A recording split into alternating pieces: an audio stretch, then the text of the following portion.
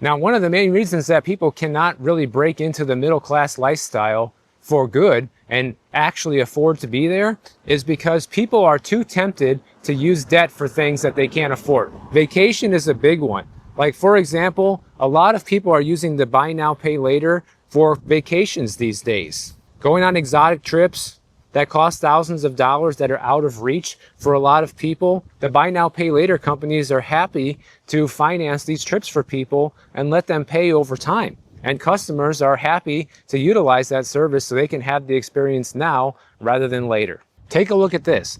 About 1 in 5 summer travelers in 2025 plan to use buy now, pay later for their trip. That's 20% of people taking a vacation they can't afford right now. According to a 2025 J.D. Power survey, they found out that 42% of millennials and Gen Z have used buy now, pay later, which is double the rate of generations older than them.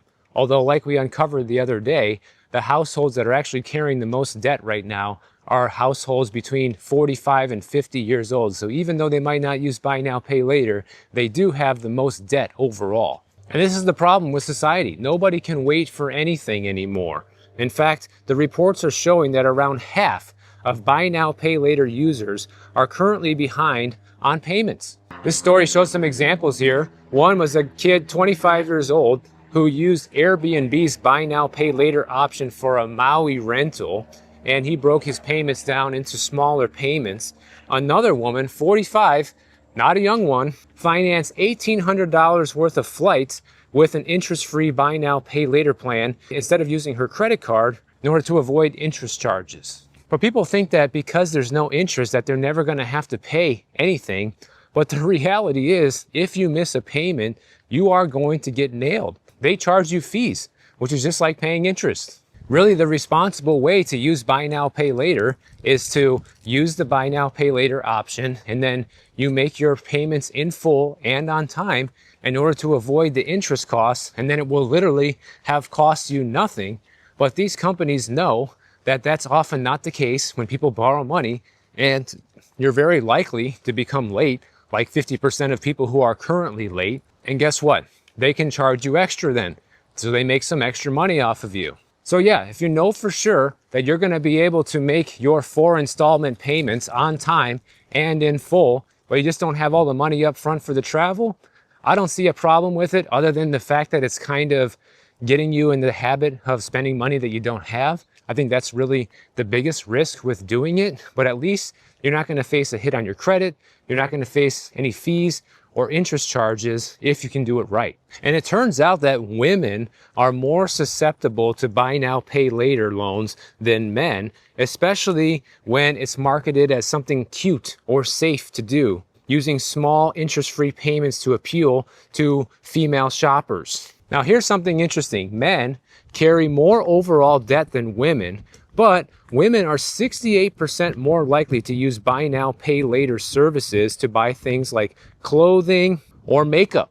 In fact, clothing purchases account for over half of all buy now, pay later transactions. Women make up the majority of the customers. And I'm not saying that men aren't guilty here and men aren't spending money they don't have. That's definitely not what I'm saying. I'm just saying that women are more vulnerable to picking up debt that seems to be harmless because they really want something kind of cute right now. Whereas men take even bigger and dumber risks and they buy the new truck with the $1,200 a month payment and wonder how they're so broke and why they need to use buy now, pay later loans, you know? But these companies strategically target women because Klarna, for example, they have partnered with Paris Hilton and created pink pop-up shops. They have ads that feature cute and playful imagery like ice cream and strawberries and pink buses. You have the influencer culture on TikTok and Instagrams that use campaigns to make buy now, pay later look trendy or even empowering so that way women can feel independent.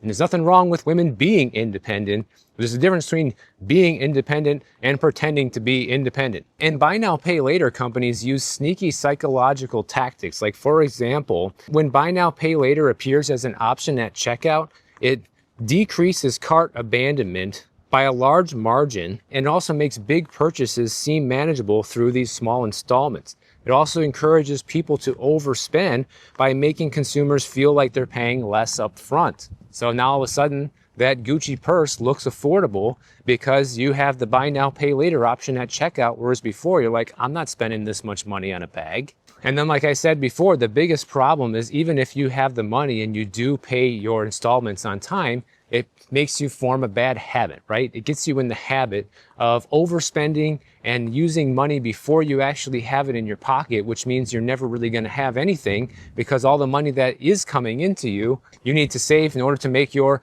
debt payments each month. And what often happens is what starts off as sort of like a manageable installment plan can spiral into massive credit card debt later down the road because it becomes an addiction. You're buying things you can't afford, and then you have those buy now, pay later loans. Well, you're kind of maxed out there. What do you turn to next? The credit card. Just like drug addicts, you know? And shopping can be like a drug for some people. And social media puts a tremendous amount of pressure, especially on women that feel like they need to keep up with the latest makeup trends or clothing trends, the fast fashion, different things like that. So they are much more vulnerable to using this buy now, pay later debt to keep up with those trends than men are.